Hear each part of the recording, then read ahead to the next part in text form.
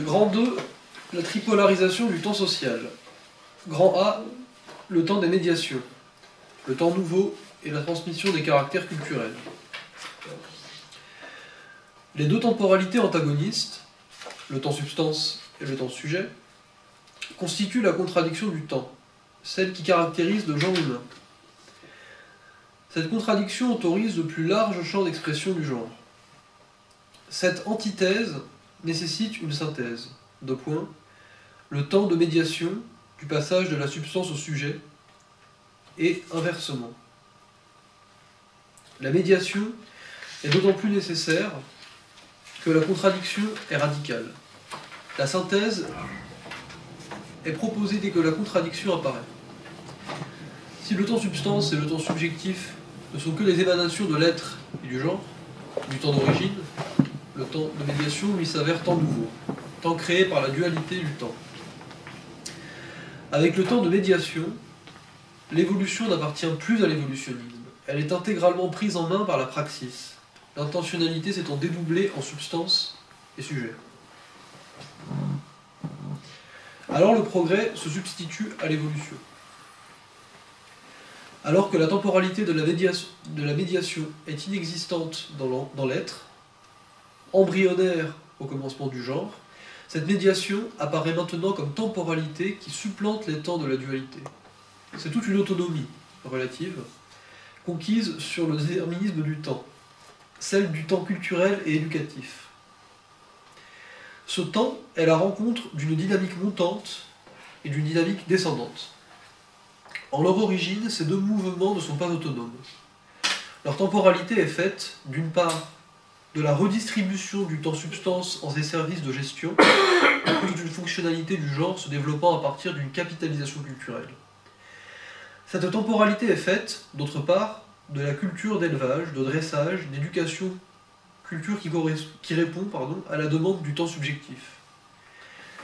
Les deux dynamiques tendent à se rejoindre et à se confondre comme temps homogène de médiation et de service. Comme temps homogène de médiation et de service. Plus cet échange se développe et plus augmente son autonomie à l'égard de ses origines. Le schéma ci-dessous représente cette construction du temps. La socialité quotidienne est le terrain de la guerre des temps, le principe culturel se manifestant dès le début. Cette loi des trois temps est celle de la mesure du temps. La fonction éducative ne peut se développer et se transmettre qu'en remettant en cause les temps d'origine. Les temps originaux sont alors réduits à n'être que les moyens de cette médiation qui tend, nous allons le vérifier, à servir de fin. Mais ce temps a comme mission immédiate d'être le temps de l'humain, du partage et de l'échange. Apparaît le temps nouveau, qui substitue aux temporalités biologico-sociales le temps de sollicitude qui répond aux besoins en termes d'affectivité et d'éducation.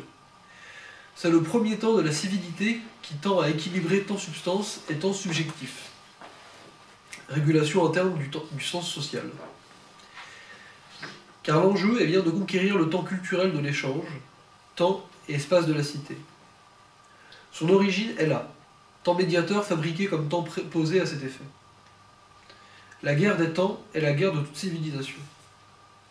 Se constitue ainsi un temps macro-social, organique, matriciel, temps politique.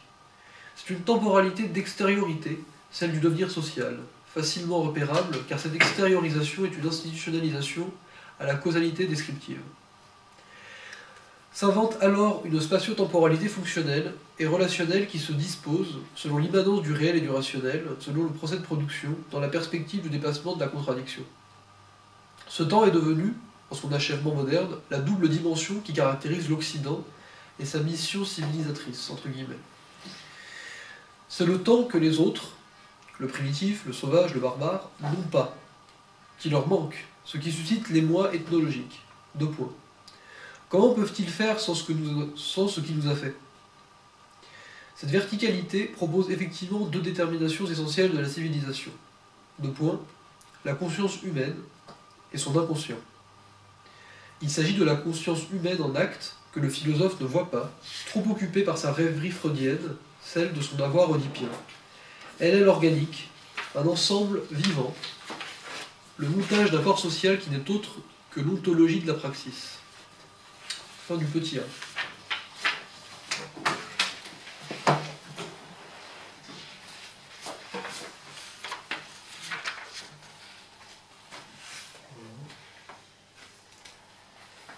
Donc là, il y a des questions.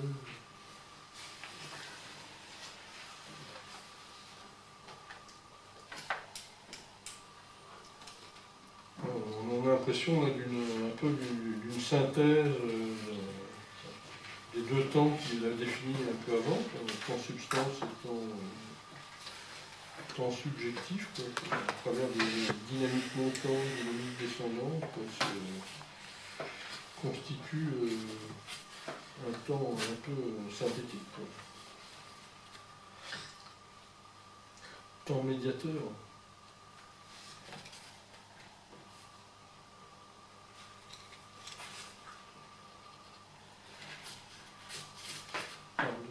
Temps macrosocial, organique, temps politique. Oui, une phrase que je ne comprends pas, c'est la suivante. Leur temporalité est faite, d'une part, de la redistribution du temps-substance en ces services de gestion, toute une fonctionnalité du genre se développant à partir d'une capitalisation culturelle. Je ne vois pas ce qu'il veut dire.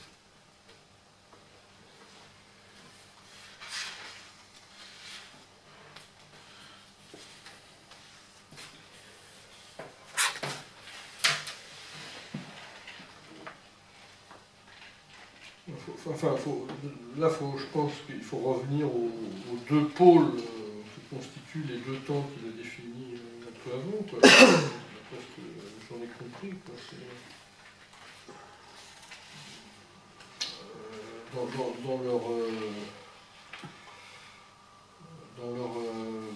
Leur dernière limite, quoi. Le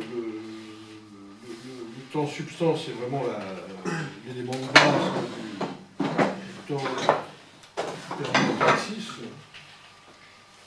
Le temps subjectif, c'est la façon, c'est le temps qui est de ce fait développé par le sujet pour notamment se penser lui-même, quoi, jusqu'à manière tout à fait limite à se penser, à penser sa propre mort, quoi. Donc entre ces deux pôles-là, il est évident que c'est pas ces éléments-là qui dans le social sont effectivement plus souvent distribués en propre, mais d'autres qui sont dérivés de ceux-là, quoi. Donc à mon avis, la redistribution du temps substance en ces services de gestion,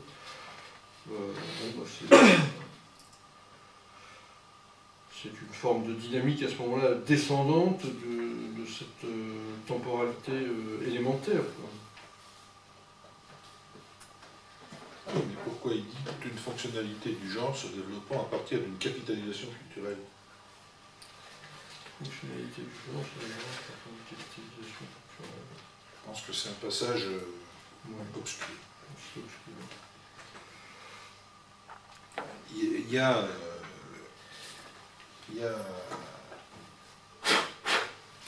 vraiment des passages, c'est bien dommage qu'il n'ait pas écrit un peu plus quand même. Oui, c'est vrai qu'il est...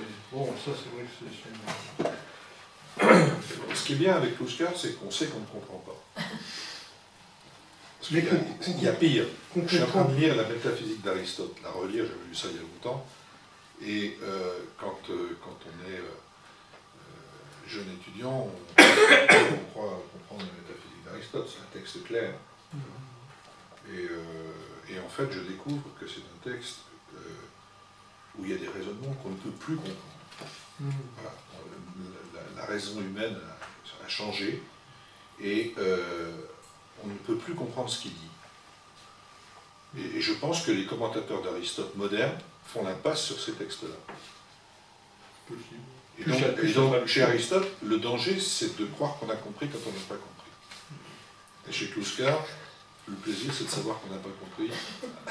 Il y a des choses- Alors, il y a aussi le fait que tu peux ne pas comprendre une chose à un instant T, et puis que bien un sûr. an après, Bien sûr, tu bien sûr. les choses. Non, mais là en l'occurrence, moi, ce qui me trouble, c'est que dans le temps substance, il fait intervenir la notion de capitalisation culturelle, qui, à mon avis, est développée ensuite, mais au sujet du temps subjectif.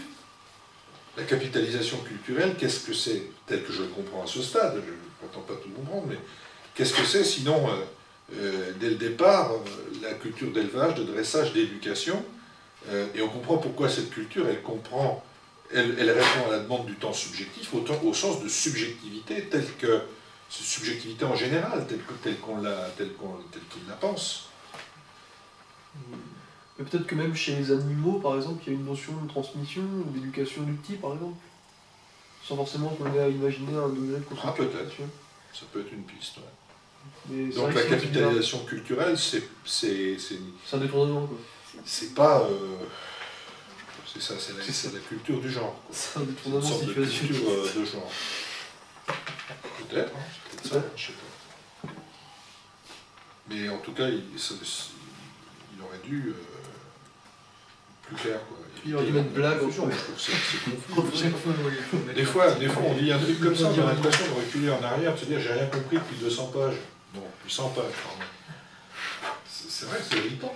Oui, non, c'est vrai que c'est assez irritant. Bon, c'est-à-dire que oui, on dévisse un peu, mais on remonte un peu plus. Donc, Oui, globalement, Il vient nous rattraper après. globalement, Voilà, on monte un peu. Quoi. On coule, puis Et on hop, coule, après, on lui sort de l'eau. après, tu remontes un peu. Tu apprends à nager dans le Tosca.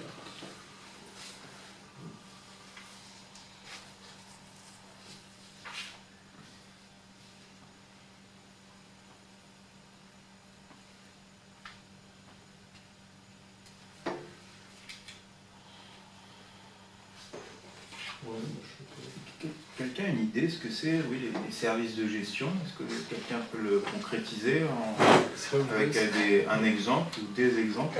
Parce que Bah, c'est là où on bosse. Ouais. Autant je rigole.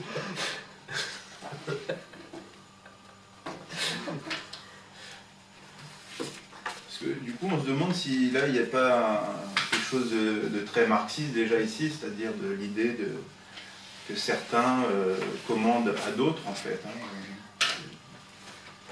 Avec cette redistribution du temps-substance. Il parle de guerre des temps aussi, plus tard. Sur la guerre des temps et la guerre de toute civilisation. C'est comme s'il y avait une guerre du temps entre le temps-substance et le temps subjectif. C'est pas combien, quoi. C'est au milieu de la page 101, la fin du deuxième paragraphe. Mais ça, je pense que c'est parce qu'il y a une rétroaction de la subjectivité, dans le sens où le fait de s'être mis dans un temps subjectif, dans ce qu'on a vu comme schéma, là, qu'on n'arrivait pas très bien à comprendre, mais où finalement le temps s'autonomise en quelque sorte, ça n'empêche pas que quand il s'agit après d'éducation, on ait des référents dans un temps qui soit qui était le temps de la substance, c'est-à-dire le temps d'avant, entre guillemets, l'émancipation du temps subjectif. Je prends un exemple très bête, moi je suis musicien par exemple. La temporalité du musicien, je veux dire, là on est dans le temps subjectif, quoi. Je veux dire, il y a une autonomisation, on crée du temps, on crée du sens, mais travailler ces gammes, c'est forcément un peu mécanique, c'est forcément une utilisation de quelque chose qui fait figure de matériaux, quoi. Mais ce travail Peut-être que c'est gamme, ça. c'est le dressage. C'est le dressage. Ah oui. Oui, mais ça peut être une prescription en termes d'éducation aussi. Moi, je peux m'imposer ça à moi-même parce que j'ai besoin d'avoir des doigts pour me libérer derrière, mais je veux dire après quand il Et là, tu es dans la deuxième phrase. Cette temporalité est faite d'autre part de culture, d'élevage, de dressage, d'éducation, Ouais. culture qui répond à la demande du temps subjectif. Quand tu fais tes gammes, tu réponds à la demande du temps subjectif. D'accord. Mais en quoi y a-t-il dans tout cela service de gestion du temps substance? J'avoue, je comprends pas. En fait, ce qu'il y a, c'est qu'il y a deux choses. Il y a le temps substance et le temps subjectif. Il y a un premier mouvement qui est celui dont tu viens de parler, qui est la condescendance de la substance vers le temps subjectif, qui est l'éducation. Et il y a l'autre mouvement qui décrit, qui a l'ascendance du sujet et qui se fait transmission de valeur ajoutée. C'est-à-dire qu'en fait, il dissocie la transmission et l'éducation. Parce que là, visiblement, on a tendance à assimiler. Peut-être que l'éducation est une chose, mais la transmission d'un patrimoine en a une autre. Donc,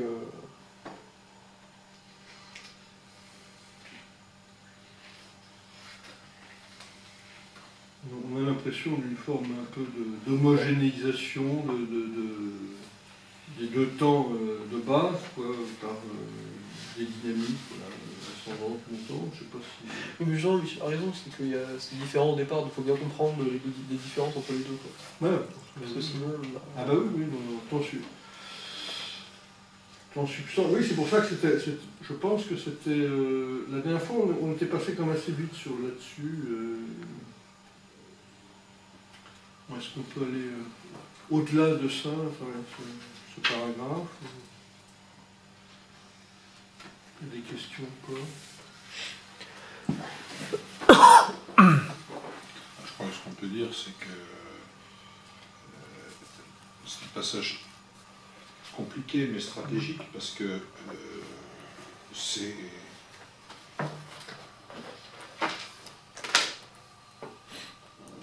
Je pense que dans ces pages-là, on arrive dans le monde de l'Eurolie. Oui, la bonne, c'est du temps là, médiateur, c'est du temps politique, il le dit. Hein, c'est du temps... Il écrit « Le progrès se substitue à l'évolution ». C'est un basculement radical. Ah bah oui, c'est effectivement, après avoir montré les deux temps de base, là, effectivement, on rentre d'ailleurs la tripolarisation du temps social. Ah, tripolarisation, alors attends. Là, c'est une nouvelle. Tri. Parce Ah oui, parce qu'il y a le médiateur. Il y a une médiation. Ah oui. Tripolarisation. Enfin, le médiateur est au milieu, comme son nom l'indique. Il y a un temps de médiation. Temps nouveau. Temps nouveau. Qui fait la médiation entre le temps substance et le temps subjectif. Ah oui, c'est le temps qui occupe la plupart des gens la plupart du temps. Quoi. Avec le temps de la médiation, l'évolution n'appartient plus à l'évolutionnisme. Elle est intégralement prise en main par la praxis, l'intentionnalité s'étant dédoublée en substance et en sujet. Ça me fait penser aux réflexions qui sont menées sur l'évolution peut-être parallèle du volume de la boîte crânienne et de l'outillage.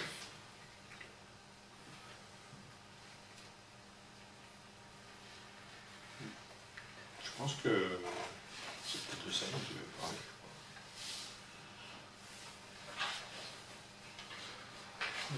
Non, je sais pas. Je ne crois pas. Enfin, Tu crois pas? C'était pas... Il n'y avait pas tellement de références, si tu veux, paléontologiques, on a dû lire Le Roi Grand, ou des choses comme ça, mais pas... un truc aussi complexe que ça, je pense. Ouais, c'est déjà dans le Roi Gourand. Déjà dans Le Roi Grand? Oui. L'usage de la main comme... Non, mais ça, ce genre d'observation et de systématisation des observations sur cette problématique-là, ça date du début du XXe. D'accord. Ouais. C'est l'alternative à... C'est un élément de la démonstration anticréationniste. Ouais.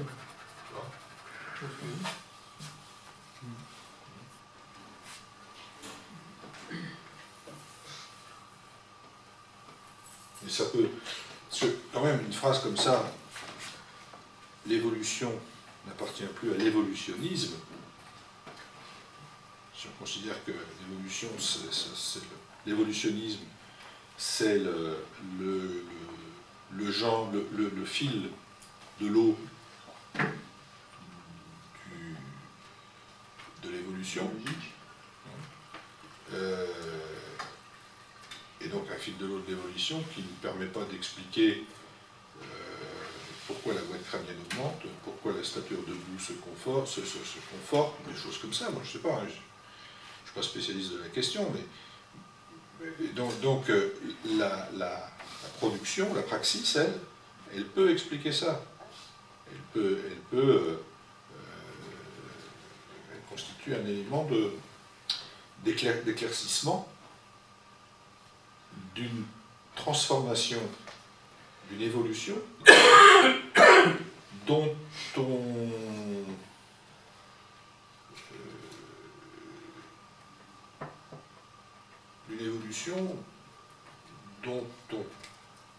ne perçoit pas autrement la logique, si ce n'est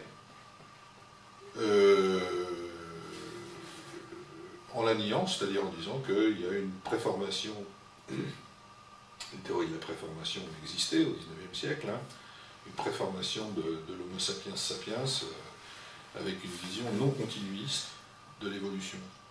Hein. Il y a des ruptures qui renvoient et qui ouvrent à l'idée du créationnisme, qui ouvre la porte réouvre la porte au créationnisme. De toute façon, c'est une vraie question, hein, parce que je pense que Kluskar, je veux bien le croire, Kluskar n'était pas paléontologue, ça c'est clair, mais il traite de sujets qui sont des questions que se pose la paléontologie.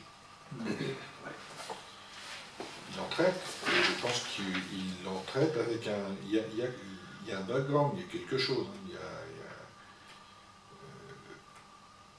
une phrase comme ça, à mon avis, c'est pas anodin, quoi. C'est pas simplement une tournure de style, hein. L'évolution prend le pas sur l'évolutionnisme. Non, c'est autre chose. Non, il connaissait Patrick Thor, par exemple. Oui. Ouais, donc, darwinisme, voilà, d'accord. Enfin, il le connaissait parce qu'il avait fait son centre darwinisme à Pucelcy, qui était la ville du Tarn, qui était à côté. L'évolutionnisme, c'est la théorie de la concurrence entre les espèces. Et là, en l'occurrence, quand il dit... ce qu'il dit, c'est que pour l'homme, il n'y a pas de concurrence. Il y a une continuité. Et le moteur, c'est la praxis. Oui, je pense que là... Non, mais je pense qu'il dit aussi que ce qui est quand même assez un peu banal. L'évolution n'appartient plus à l'évolutionnisme. Comment la sélection naturelle telle qu'elle est n'a plus prise, effectivement, sur l'évolution humaine. On va dire, ce serait plutôt la lutte des classes, maintenant. Mais justement, Patrick Thor, il dit pas vraiment ça. Enfin, la conception de l'évolutionnisme, Patrick Thor, justement, là où il fait de la philosophie, Patrick Thor, c'est que justement, moi je les ai pas lus ces textes-là, j'ai juste lu lui ce qu'il en dit. Patrick Thor a publié un petit bouquin qui dit, je crois que c'est l'effet Darwin, un truc comme ça, qui synthétise que lui tire du darwinisme. Et il explique justement qu'il y a continuité et rupture en même temps entre le règne animal et l'humain, dans le sens où pour lui, il s'appuie sur son anthropologie à Darwin, c'est-à-dire pas la sélection naturelle, pas l'origine des espèces, mais ce qui est sorti 11 ans plus tard, qui était une réponse, peut-être pas une réponse, mais en tout cas qui répondait à ce que ces épigones, qui étaient ceux qui promouvaient le darwinisme social ou l'eugénisme, avaient essayé de faire. Et justement, ce que disait Darwin, ce que Patrick Thor en retort, c'est justement que c'est par l'extension du sentiment de sympathie et donc la prééminence du social que la sélection naturelle a pu sélectionner l'homme, a été sélectionné par la sélection naturelle de par le fait qu'il se soit extrait des instincts sociaux. Il y a de la dialectique. Qu'il se soit extrait des instincts. Enfin, non, justement. Des instincts naturels. Oui, des instincts naturels, je veux dire justement. Mais c'est tout à fait cohérent avec ce qu'il écrit. Voilà, mais alors, voilà, c'est exactement ça. Mais donc, du coup, l'évolutionnisme, c'est pas forcément Oui, mais enfin, attends. Effectivement, ce qu'on appelle l'évolutionnisme, c'est ce qui sort de la théorie des espèces. Non, c'est pas ça. Justement, il fait la différence. C'est-à-dire que c'est compliqué parce que ça veut dire que la théorie des espèces peut sélectionner, la théorie de la sélection naturelle peut sélectionner les instincts sociaux. C'est-à-dire que si tu t'organises, tu résistes mieux à la nature, quoi, en gros. Et donc d'une certaine façon, c'est à la fois une rupture et une continuité. Et donc ce que Patrick Thor t'en dit justement, c'est que c'est à un moment donné, les critères d'adaptation au milieu qui ont pu faire que certaines espèces crevaient et que d'autres survivaient, ça s'applique aussi à l'homme, mais à quelqu'un qui justement a dépassé justement la simple survie et le règne animal, dans le sens où il s'est organisé, et donc à partir de là, je sais pas s'il aurait été d'accord pour dire qu'il y avait une rupture au sens où Kluskar le dit là. C'est une rupture et c'en est pas une en même temps, quoi. Donc là on est encore dans Kluskar, en bon hegelien là-dessus, il dit pas qu'il y a une rupture, il dit qu'il y a une continuité. Il te dit qu'on sort, transformation. je sais plus quelle est la phrase que j'ai lue, mais On il te sort dit- de l'évolutionnisme. Ouais, voilà, on sort de l'évolutionnisme. Je pense que ça, Oui, alors ça c'est du Kluskar. Parce qu'il aime C'est bien un les formules comme évolutionnisme. ça. C'est la Mais place disons qu'il sort de l'évolutionnisme de la place. dans l'optique de la théorie des espèces, pas de la vision complète de l'évolutionnisme chez Darwin. Le problème de tous ces auteurs anglais du XIXe siècle, c'est qu'on ne connaît de leur œuvre que 20%. Et c'est vrai pour Adam Smith, c'est vrai pour tous. Et donc, on ne comprend pas chez les gens qui sont soit des économistes, soit Darwin et tout ça, que le sujet qui les intéresse n'est pas l'œuvre qu'on a mis essentiellement en avant. Alors je ne veux pas dire que Darwin se foutait de la théorie des espèces, c'est pas ça. Mais Darwin est comme Smith, un moraliste, un philosophe, qui développe... il faut lire.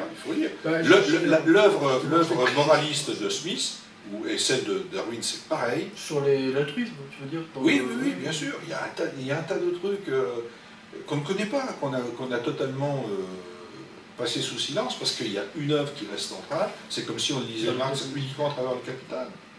Mais on lit Darwin uniquement à travers la théorie des espèces. Et d'ailleurs, il y a suffisamment à faire comme ça. Ça ne remplit pas une vie. Et Thor le montre bien, ça. Thor, il a cette...